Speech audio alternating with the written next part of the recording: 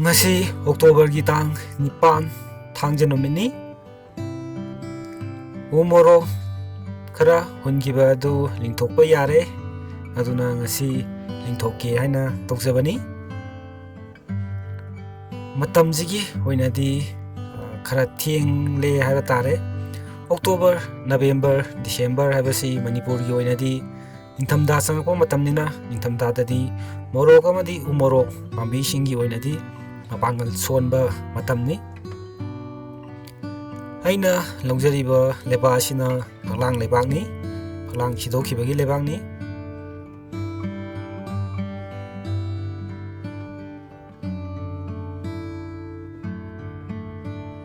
masina phumdi apatpani sina vermicompost tintrongna semba har wai lejare maitan makup lejare aigi oinadi vermicompost ki sang asi khara handajare baramdi phanglang ki lebak oibanina santhi gi saruk hande hauna dum yaujarabanina vermicompost ki sang handajare hariba polam sing asi ekhoi fajana tosenaduna thananaba tawrasi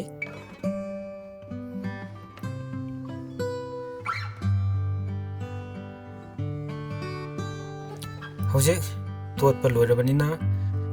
polybag ta hapaga thananaba tawrasi aina laujariba polybag asi 6x7 ni asumna pambi thadorpa matamda pambi masa haiba tare masa aduna som chaurpai matungina magi thagadoriba lebakta thagragadi thagre natragadi gamla thabo egera polybag ta thabo egera pambi masa pambi duga apet chanaba yenga thabiyu pambi masa jina samna da hoji aina thadokjariba pambi asi yamna chawwa gamla bo ro natragna polybag achawamda thadokpa matamda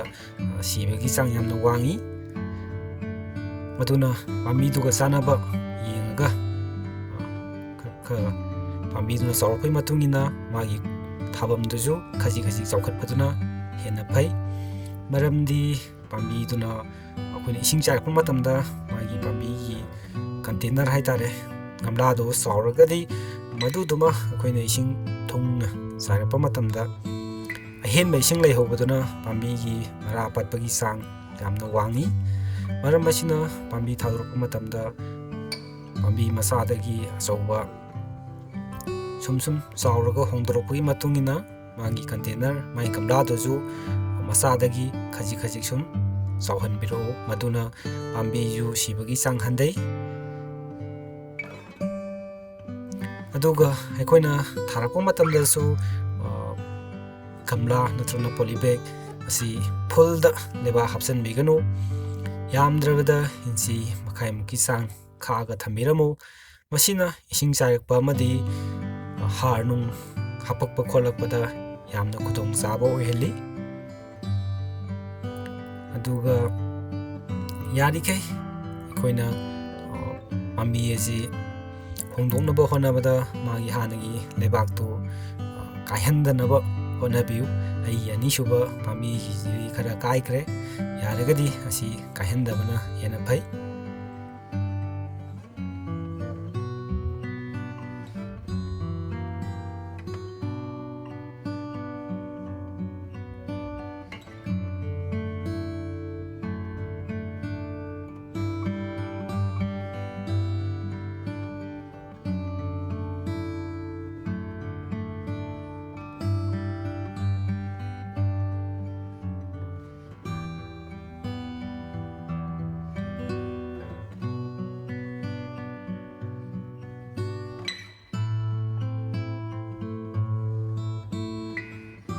hojek koi thaba lojare ising chainanaba amau tawrasi ahanbagi oina ising charakpa matamdadi full da chaibiyu haibadi makhada ising tarakthri bawba adum chaibiba yai aduga anirak suba chaibadadi khaji khaji yengaga chaibiba hoba yare ꯑꯅꯤꯔꯛ ꯁꯨꯕꯗꯁꯨ ꯐꯨꯜꯗ ꯆꯥꯏꯔꯒꯗꯤ ꯑꯩꯈꯣꯏꯒꯤ ꯄꯥꯝꯕꯤꯒꯤ ꯃꯔꯥ ꯄꯠꯄꯒꯤ ꯆꯥꯡ ꯌꯥꯝꯅ ꯋꯥꯡꯒꯅꯤ꯫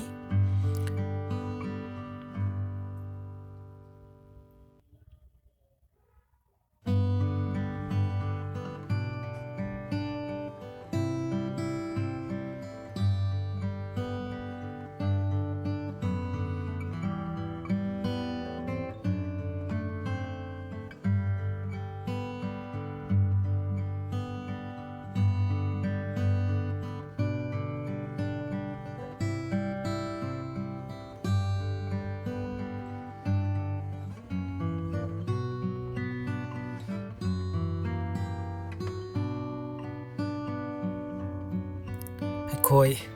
ꯏꯁꯤꯡ ꯆꯥꯏꯕ ꯂꯣꯏꯖꯔꯦ꯫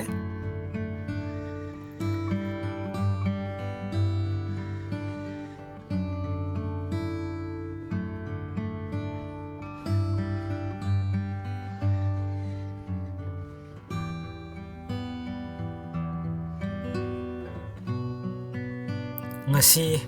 ꯏꯔꯥꯏ ꯅꯨꯃꯤꯠ ꯅꯕꯦꯝꯕꯔꯒꯤ ꯇꯥꯡ 18ꯅꯤ꯫ ꯃꯃꯥꯡꯗ ꯊꯥꯈꯤꯕ ꯎ ꯃꯣꯔꯣꯛ ꯄꯥꯝꯕꯤꯗꯨꯅꯤ ꯆꯥꯎꯔꯥꯛꯅ ꯊꯥ ꯑꯃꯃꯨꯛ ꯍꯥꯏꯕ ꯇꯥꯔꯦ, ꯊꯥ ꯑꯃꯃꯨꯛ ꯐꯥꯔꯦ꯫ ꯑꯩꯒꯤꯗꯤ ꯃꯊꯛꯁꯦ ꯆꯦꯔꯪꯅꯁꯨ ꯀꯨꯞꯁꯟꯖꯔꯦ꯫ ꯅꯕꯦꯝꯕꯔ ꯗꯤꯁꯦꯝꯕꯔ ꯋꯥꯛꯆꯤꯡ ꯄꯣꯏꯅꯨ ꯋꯥꯛꯆꯤꯡꯒꯤ ꯎꯟꯈꯥ ꯇꯥꯔꯛꯑꯒꯁꯨ ꯉꯥꯛꯊꯣꯛꯅꯕ ꯍꯥꯏꯗꯨꯅ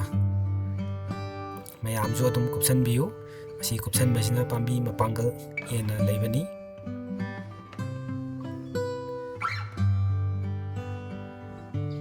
ꯄꯥꯝꯕꯤꯁꯤꯡꯁꯦ ꯊꯥ ꯑꯃ ꯐꯥꯔꯛꯑꯦ, ꯑꯗꯨꯕꯨ ꯃꯄꯥꯡꯒꯜꯁꯦ ꯏꯁꯣꯟ ꯁꯣꯟꯕ ꯃꯥꯜꯂꯤ꯫ ꯃꯁꯥꯁꯤ ꯏꯐ ꯐꯧ ꯌꯥꯗꯦ꯫ ꯑꯗꯨꯗꯨꯅ ꯊꯥ ꯑꯃ ꯐꯥꯔꯛꯑꯕꯅꯤꯅ ꯐꯨꯗ ꯁꯄ꯭ꯂꯤꯃꯦꯟ ꯍꯥꯞꯄ ꯌꯥꯔꯦ꯫ ꯁꯤ ꯍꯥꯏꯔꯤꯕ ꯃꯌꯥꯝ ꯑꯁꯤ ꯑꯃꯨꯛ ꯊꯥꯡꯗꯣꯛꯂꯒ ꯐꯨꯗ ꯁꯄ꯭ꯂꯤꯃꯦꯟ ꯍꯥꯞꯇ꯭ꯔꯗꯤ ꯌꯥꯔꯔꯣꯏ꯫ ꯑꯗꯨ ꯑꯃꯨꯛ ꯍꯥꯞꯃꯤꯟꯅꯔꯁꯤ ꯃꯌꯥꯝ꯫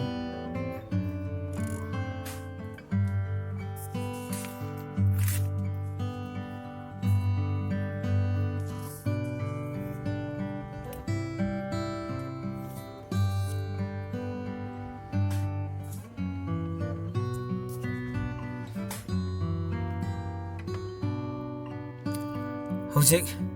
ꯊꯥꯡꯗꯣꯛꯄ ꯂꯣꯏꯖꯔꯦ꯫ ꯃꯁꯤꯗ ꯐꯨꯗ ꯁꯄ꯭ꯂꯤꯃꯦꯟ ꯑꯃꯨꯛ ꯍꯥꯞꯅꯕ ꯇꯧꯁꯤ꯫ ꯃꯆꯤꯟꯖꯥꯛ ꯍꯥꯞꯄ, ꯏꯁꯝ ꯁꯝꯅ ꯍꯥꯔ ꯍꯥꯞꯄ, ꯇꯧꯕꯇꯕꯨ ꯑꯩꯗꯤ ꯐꯔꯇꯤꯂꯥꯏꯖꯔ ꯍꯥꯏꯗꯤ ꯌꯨꯔꯤꯌꯥ ꯗꯥꯏꯃꯟꯗꯤ ꯁꯤꯖꯤꯟꯅꯖꯗ꯭ꯔꯦ꯫ ꯃꯗꯨꯒꯤ ꯃꯍꯨꯠꯇ ꯑꯣꯔꯒꯥꯅꯤꯛ ꯑꯣꯏꯕ ꯍꯥꯔ ꯑꯣꯏꯅ ꯁꯤꯖꯤꯟꯅꯖꯔꯦ꯫ ꯍꯧꯖꯤꯛ ꯍꯥꯞꯇꯧꯔꯤꯕ ꯑꯁꯤ ꯑꯩꯈꯣꯏꯒꯤ ꯍꯪꯒꯥꯝ ꯊꯥꯎ ꯁꯨꯡꯗꯣꯛꯈꯤꯕꯒꯤ ꯃꯥꯒꯤ ꯊꯥꯎꯊꯤꯒꯤ ꯃꯀꯨꯞ ꯍꯥꯏꯕ ꯇꯥꯔꯦ, ꯑꯗꯨ ꯇꯛꯈꯥꯏꯕꯗꯣ ꯑꯗꯨꯃꯒ ꯎꯠ ꯃꯩ ꯊꯥꯈꯤꯕꯒꯤ ꯂꯦꯝꯍꯧꯕ ꯎꯠꯇꯣ ꯑꯅꯤꯁꯦ ꯍꯥꯞꯆꯔꯒꯅꯤ꯫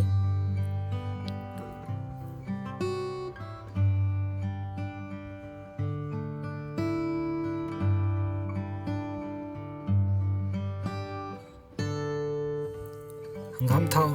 ꯁꯨꯡꯗꯣꯛꯈꯤꯕꯒꯤ ꯃꯥꯒꯤ ꯊꯥꯎꯊꯤꯒꯤ ꯃꯀꯨꯞ ꯑꯁꯤ ꯑꯩꯈꯣꯏꯒꯤ ꯆꯥꯡ ꯌꯥꯝꯅ ꯍꯥꯞꯄꯤꯒꯅꯨ꯫ ꯆꯥꯡ ꯌꯥꯝꯗꯅ ꯈꯖꯤꯛ ꯈꯖꯤꯛ ꯍꯥꯞꯄꯤꯌꯨ꯫ ꯃꯔꯝꯗꯤ ꯃꯊꯪꯒꯤ ꯊꯥ ꯐꯥꯔꯛꯄꯗꯁꯨ ꯍꯥꯏꯔꯤꯕ ꯐꯨꯗ ꯁꯄ꯭ꯂꯤꯃꯦꯟꯁꯦ ꯑꯁꯤꯃ ꯑꯗꯨꯝ ꯄꯤꯒꯗꯧꯔꯤꯕꯅꯤ꯫ ꯑꯗꯨꯅ ꯑꯃꯨꯛꯇ ꯌꯥꯝꯅ ꯍꯥꯞꯆꯟꯕꯒꯤ ꯃꯊꯧ ꯇꯥꯗꯦ꯫ ꯈꯖꯤꯛ ꯈꯖꯤꯛ ꯍꯥꯞꯄꯒ ꯄꯥꯝꯕꯤꯅꯁꯨ ꯃꯥꯒꯤ ꯑꯉꯝꯕ ꯆꯥꯡꯗ ꯆꯥꯖꯔꯒ ꯍꯦꯟꯅ ꯐꯒꯗꯧꯔꯤꯕꯅꯤ꯫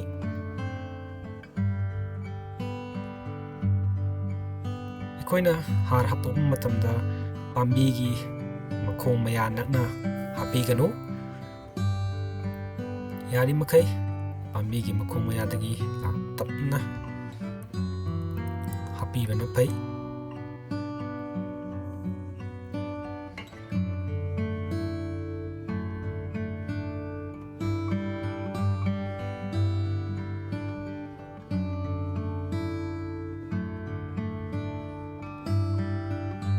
ꯍꯧꯖꯤꯛ ꯑꯩꯈꯣꯏ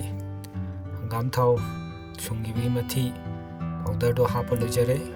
ꯎꯠ ꯑꯃꯨꯛ ꯍꯥꯞꯅꯕ ꯇꯧꯔꯁꯤ꯫ ꯎꯠꯁꯤꯁꯨ ꯄꯣꯇꯥꯁꯀꯤ ꯆꯥꯡ ꯌꯥꯝꯅ ꯋꯥꯡꯉꯤ, ꯑꯗꯨꯕꯨ ꯃꯁꯤꯁꯨ ꯌꯥꯝꯅ ꯍꯥꯞꯄ ꯌꯥꯗꯦ꯫ ꯌꯥꯝꯅ ꯍꯥꯞꯄꯒꯗꯤ ꯑꯩꯈꯣꯏꯒꯤ ꯁꯣꯏꯜꯒꯤ pHꯇꯁꯨ ꯑꯀꯥꯏꯕ ꯂꯥꯛꯄꯅꯤꯅ, ꯑꯗꯨꯒ ꯄꯥꯝꯕꯤꯗꯁꯨ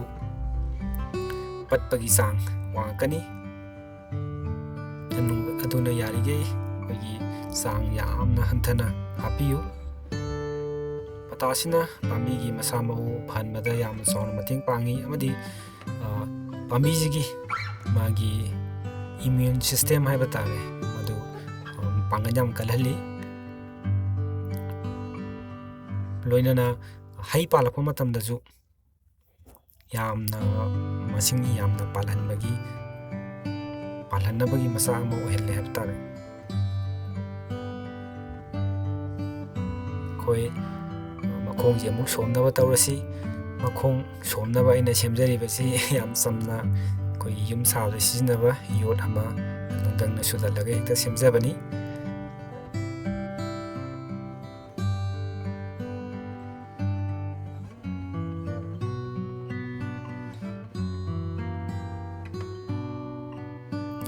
ꯃꯈꯣꯡ ꯁꯣꯝꯃꯛꯄ ꯃꯇꯝꯗꯁꯨ ꯌꯥꯔꯤꯈꯩ ꯄꯥꯝꯕꯤꯒꯤ ꯃꯈꯣꯡ ꯃꯌꯥ ꯅꯛꯇꯅ ꯃꯇꯥꯏꯗ ꯁꯣꯝꯕꯤꯌꯨ꯫ ꯑꯗꯨꯒ ꯅꯨꯃꯤꯠ 35ꯅꯤꯃꯨꯛꯀꯤ ꯆꯥꯡ ꯀꯥꯟꯅꯔꯒ ꯃꯇꯣꯏꯅ ꯃꯈꯣꯡ ꯁꯣꯝꯕꯁꯤꯅ ꯄꯥꯝꯕꯤꯗ ꯁꯥꯎ ꯐꯍꯜꯂꯤ ꯑꯃꯗꯤ ꯂꯩꯅꯥ ꯇꯤꯟꯅꯥꯒꯤ ꯆꯥꯡ ꯍꯜꯍꯜꯂꯤ꯫ ꯅꯥꯄꯤ ꯍꯧꯕ ꯈꯣꯠꯄ ꯍꯟꯍꯟꯗꯨꯅ ꯄꯥꯝꯕꯤꯗ ꯌꯥꯝꯅ ꯀꯥꯟꯅꯕ ꯄꯤ꯫ ꯑꯗꯨꯅ ꯑꯩꯈꯣꯏ ꯌꯥꯔꯤꯈꯩ ꯅꯨꯃꯤꯠ 35ꯅꯤꯃꯨꯛꯀꯤ ꯆꯥꯡ ꯉꯝꯗ꯭ꯔꯒꯅ ꯊꯥ ꯑꯃꯗꯗꯤ ꯁꯨꯡꯁꯣꯏ ꯁꯣꯏꯗꯅ ꯃꯈꯣꯡ ꯑꯗꯨꯝ ꯁꯣꯝꯕꯤꯌꯨ꯫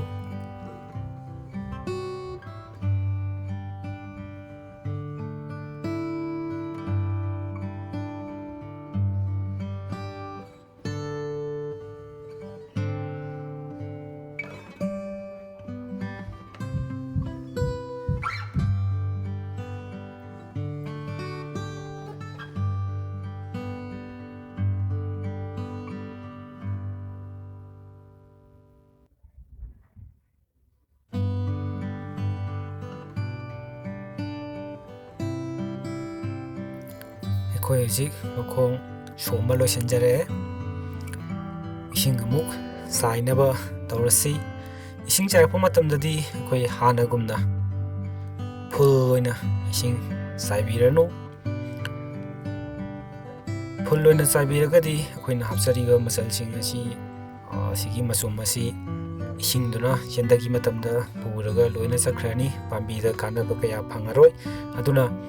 ꯍꯥꯔ ꯍꯥꯞꯄꯛꯄ ꯑꯦꯅꯤ ꯍꯥꯔ ꯌꯨꯔꯤꯌꯥ ꯗꯥꯏꯃꯟꯕꯨ ꯑꯣꯏꯔꯣ ꯅꯠꯇ꯭ꯔꯒꯅ ꯑꯣꯔꯒꯥꯅꯤꯛ ꯍꯥꯔꯕꯨ ꯑꯣꯏꯔꯣ ꯍꯥꯞꯄꯛꯄ ꯃꯇꯝꯗꯗꯤ ꯏꯁꯤꯡ ꯆꯥꯏꯔꯛꯄ ꯃꯇꯝꯗ ꯏꯁꯤꯡ ꯄꯨꯝꯈꯩ ꯆꯥꯏꯕꯗꯣ ꯆꯥꯏꯕꯤꯔꯅꯨ꯫ ꯌꯦꯡꯉꯒ ꯑꯗꯨꯝ ꯈꯖꯤꯛ ꯈꯖꯤꯛ ꯆꯥꯏꯕꯤꯕꯅ ꯈ꯭ꯋꯥꯏꯗꯒꯤ ꯐꯩ꯫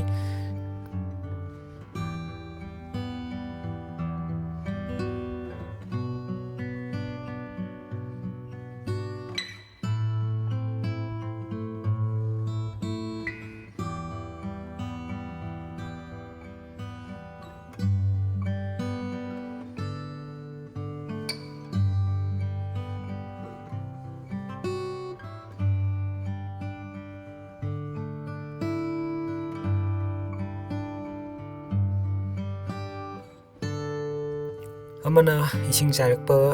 ꯏꯁꯤꯡ ꯍꯥꯏꯇꯥꯔꯦ ꯆꯥꯏꯒꯗꯕ ꯏꯁꯤꯡ ꯑꯁꯤ ꯑꯩꯈꯣꯏꯒꯤꯗꯤ ꯄꯨꯈ꯭ꯔꯤ ꯈꯣꯡꯕꯥꯟ ꯇꯨꯔꯦꯜ ꯂꯩꯕ ꯅꯠꯇꯕꯅꯤꯅ ꯇꯣꯇꯤ ꯏꯁꯤꯡꯅ ꯑꯗꯨꯝ ꯆꯥꯏꯖꯔꯦ꯫ ꯑꯗꯨꯅ ꯇꯣꯇꯤ ꯏꯁꯤꯡꯅ ꯆꯥꯏꯕꯗ ꯊꯣꯏꯅ ꯑꯀꯥꯏꯕ ꯂꯩꯇꯦ꯫ ꯇꯧꯕꯇꯕꯨ ꯇꯣꯇꯤ ꯏꯁꯤꯡ ꯈꯨꯗꯛꯇ ꯂꯥꯛꯄ ꯇꯣꯇꯤ ꯏꯁꯤꯡ ꯑꯗꯨꯅꯗꯤ ꯆꯥꯏꯕꯤꯒꯅꯨ꯫ ꯃꯔꯝꯗꯤ ꯕ꯭ꯂꯤꯆꯤꯡ ꯄꯥꯎꯗꯔꯅꯆꯤꯡꯕ ꯍꯥꯞꯄꯛꯄ ꯈꯣꯠꯂꯛꯄ ꯃꯌꯥꯝꯗꯣ ꯑꯗꯨꯅ ꯑꯩꯈꯣꯏ ꯄꯥꯝꯕꯤꯗ ꯁꯣꯛꯍꯜꯂꯛꯄ ꯌꯥꯏ꯫ ꯇꯣꯇꯤ ꯏꯁꯤꯡ ꯌꯥꯝꯗ꯭ꯔꯕꯗ ꯅꯣꯡꯃ ꯂꯦꯜꯂꯕ ꯍꯥꯏꯇꯥꯔꯦ ꯅꯣꯡꯃ ꯂꯦꯜꯂꯕ ꯏꯁꯤꯡꯗꯣ ꯇꯣꯇꯤ ꯏꯁꯤꯡ ꯑꯗꯨꯒꯨꯝꯕ ꯏꯁꯤꯡꯗꯨꯅ ꯁꯤꯖꯤꯟꯅꯕꯗꯗꯤ ꯄꯥꯝꯕꯤꯗ ꯊꯣꯏꯅ ꯑꯀꯥꯏꯕ ꯂꯩꯇꯦ꯫ ꯑꯗꯨꯅ ꯇꯣꯇꯤ ꯏꯁꯤꯡ ꯁꯤꯖꯤꯟꯅꯒꯦ ꯍꯥꯏꯔꯁꯨ ꯅꯣꯡꯃ ꯂꯦꯜꯂꯕ ꯃꯇꯨꯡꯗ ꯁꯤꯖꯤꯟꯅꯕꯤꯌꯨ꯫ ꯈꯨꯗꯛꯇ ꯂꯥꯛꯄ ꯇꯣꯇꯤ ꯏꯁꯤꯡꯗꯨ ꯈꯨꯗꯛꯇꯗꯤ ꯁꯤꯖꯤꯟꯅꯕꯤꯒꯅꯨ꯫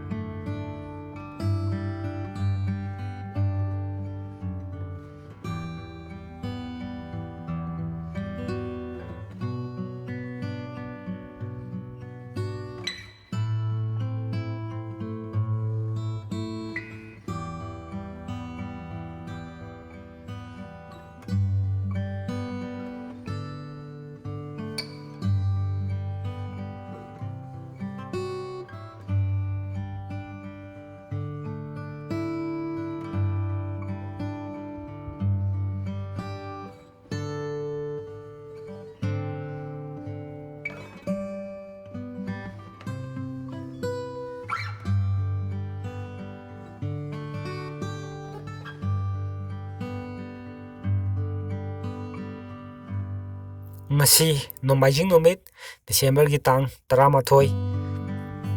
mamangda thagiba umorok saraduni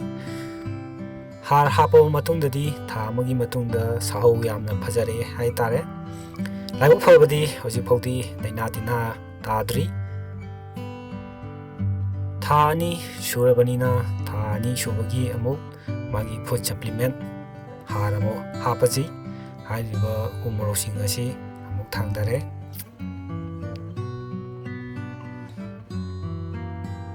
handak hapkadaba har sing haiba tare adudi mamangda hapkiba hangam thau sungibagi magi thauthigi powder makup aduma adum hapkani aduga handakti yerum maku powder tahallaba yerum maku masima hapani aduga vermi compost hapkadoriba polamsing asi sang yamna wangna hapkadaba nate khajik khajik hapkadabani asomna hai mahai morokto palaktri bauba adum khajik khajik tha khudingi kana dana adum hapkadabani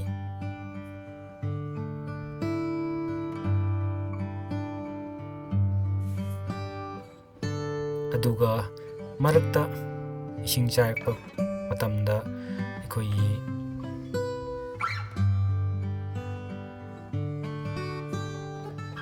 marakta ising chairpa matamda ekoi lapoi maku tingthoklaga madugi mahidu saibiba yamna kanagani ai sidabudi chadre tawadabu aigi oinadi hairiba amumuk lapoi maku ji tingthoga lapoi makugi machumdo ai ising chaibda sizinajai mayamju saibiyu lapoi chara matungda langthokpiranu aduga yerum charaba matungdaju yerum makudu langthokpiraganu fajana thamduna koi mamal yamlaba har oina semba yare urea diamond sizinabagi mahutta ekoina asigumba organic oiba har singa je sizinaraga ekoidaju phaba pambidaju phaba amadi akoibagi phibamdaju phaba haibado ohenduna ifada phallase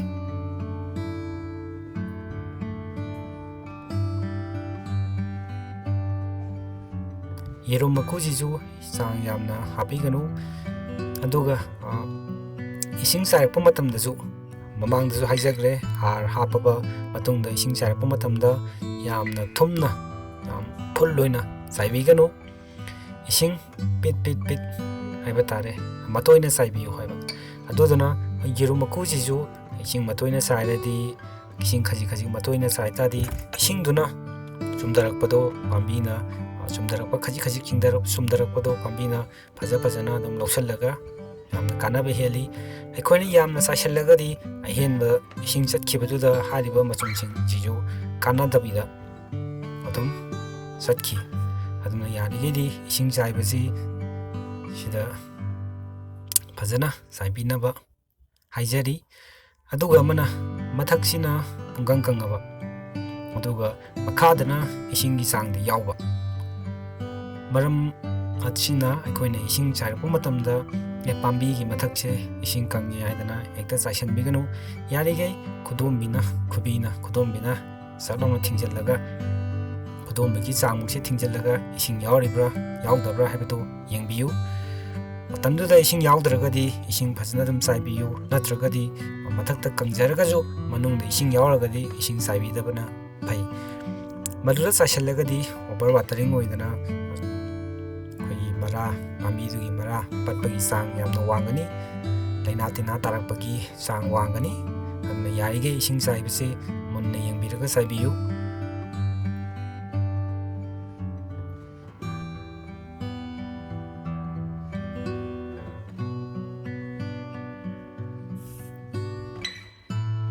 thani pharaba umorokni yamnadi phajare haina lore aigi oinadi mayamgidi khangde laibuk phabana hauji phawdi laina tina amata tade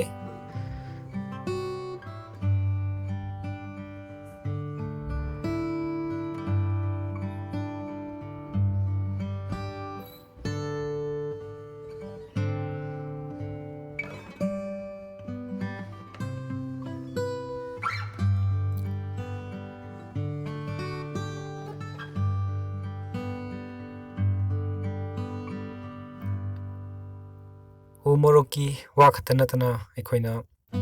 ꯒꯝꯂꯥꯗ ꯍꯩꯕ ꯑꯣꯏꯔꯣ ꯂꯩꯕ ꯑꯣꯏꯔꯣ ꯊꯥꯔꯒꯗꯤ ꯑꯩꯈꯣꯏꯒꯤ ꯊꯥ ꯈꯨꯗꯤꯡꯒꯤ ꯑꯗꯨꯝ food ꯁꯄ꯭ꯂꯤꯃꯦꯟꯁꯦ ꯍꯥꯞꯄꯤꯌꯨ ꯅꯠꯇ꯭ꯔꯒꯗꯤ ꯃꯈꯣꯏꯒꯤꯗꯤ ꯒꯝꯂꯥꯗꯨꯗ ꯂꯩꯔꯤꯕ ꯅ꯭ꯌꯨꯇ꯭ꯔꯤꯌꯦꯟꯁ ꯃꯌꯥꯝꯗꯣ ꯆꯨꯞꯊꯣꯛꯄ ꯍꯥꯏꯗꯤ ꯁꯤꯖꯤꯟꯅꯕ ꯂꯣꯏꯈ꯭ꯔꯒꯗꯤ ꯑꯃꯨꯛ ꯍꯟꯅ ꯁꯤꯖꯤꯟꯅꯅꯕ ꯑꯇꯣꯞꯄ ꯂꯩꯇꯕꯅꯤꯅ ꯑꯩꯈꯣꯏꯅ ꯊꯥ ꯈꯨꯗꯤꯡꯒꯤ ꯍꯥꯞꯄꯤꯕ ꯗꯔꯀꯥꯔ ꯂꯩ